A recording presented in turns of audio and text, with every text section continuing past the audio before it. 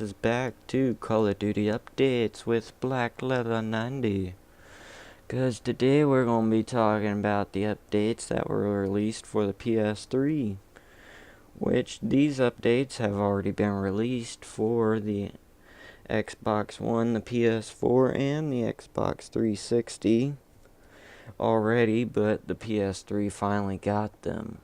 So let's get to them. The in-game updates for Advanced Warfare are: the matchmaking improvements have been done, connectivity was optimized and fixed a rare crash issue when entering the system link menu, fixed an issue where spectators in third person would see first person crosshairs on some of the weapons. The issue with the stock of the ARX 160 has been fixed, of where it would disappear when you were cloaked. The issue where scopes were not displayed after viewing a player in third-person spectator mode was fixed. The issue where the field of view would not change when changing from first person to third person in spectator mode. The weapon updates are: the MK14 has got probably the highest headshot multiplier now of 2.3 times to the head, which is the highest of any of the guns in Advanced Warfare for you guys to have. The ASM-1 has reduced magazine size.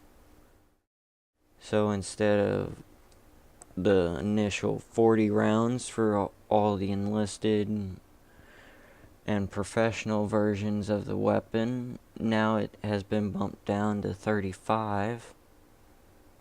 The PyTake has decreased initial recoil, so instead of it kicking way up like it used to at like a 90-degree angle and then coming back down and settling, it now more goes at a 45 to 30 degree angle and then comes back to settle. The EPM3 has an increased headshot damage multiplier and decreased the heat buildup when firing. The UI updates are: they fixed a rare issue where the game could freeze when redeeming an item in the armory. Now it's more fluent. They fixed an issue in the virtual firing range that could display a higher accuracy than 100% when using shotguns and grenades. They also fixed an issue where arms without bodies would show up in the virtual lobbies.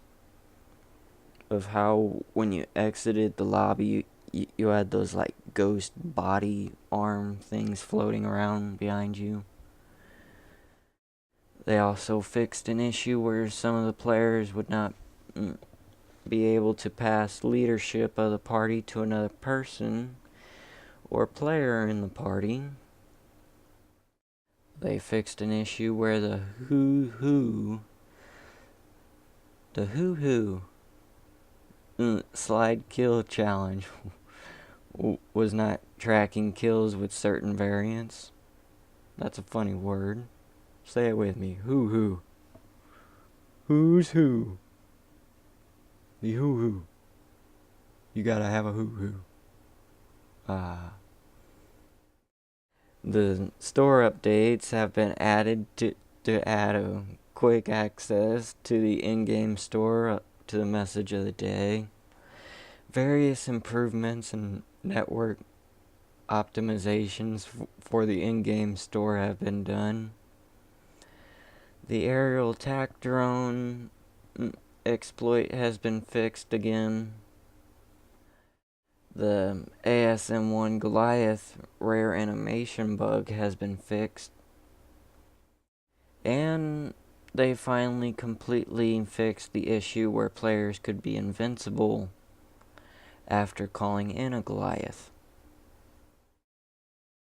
The ranked play updates are they fixed a rare issue where players would lose functionality after entering and exiting the Create a Class menu.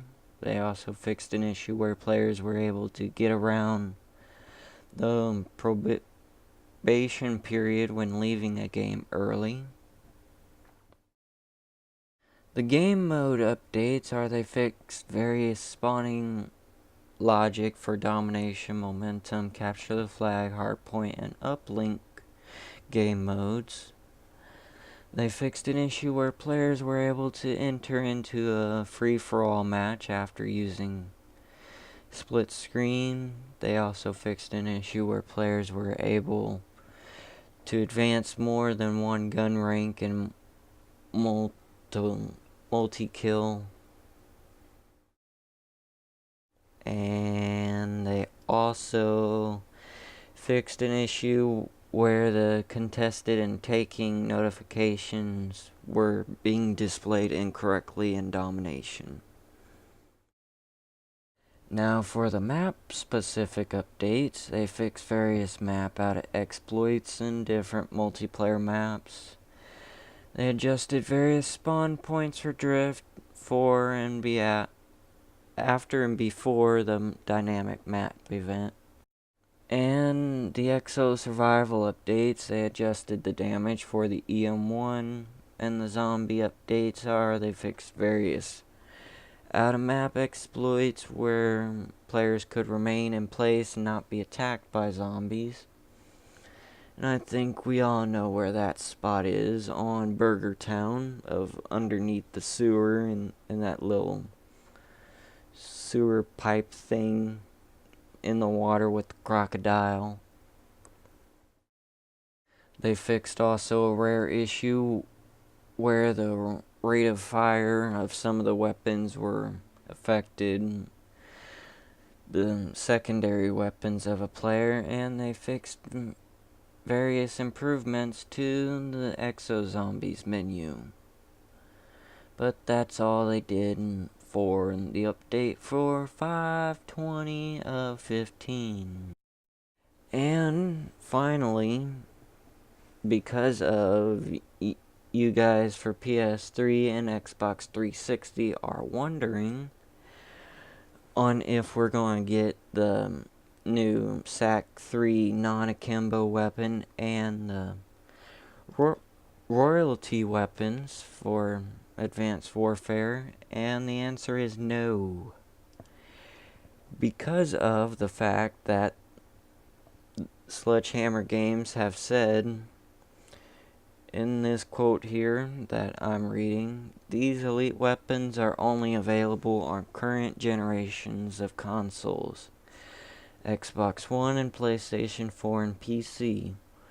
We are dedicated to proving a wide variety of content to all Advanced Warfare players wherever possible, but in some cases are unable to include additional content on previous gen consoles due to our hardware limitations, which in layman's terms means that the hardware or the pieces in the PS3 and the Xbox 360 metadata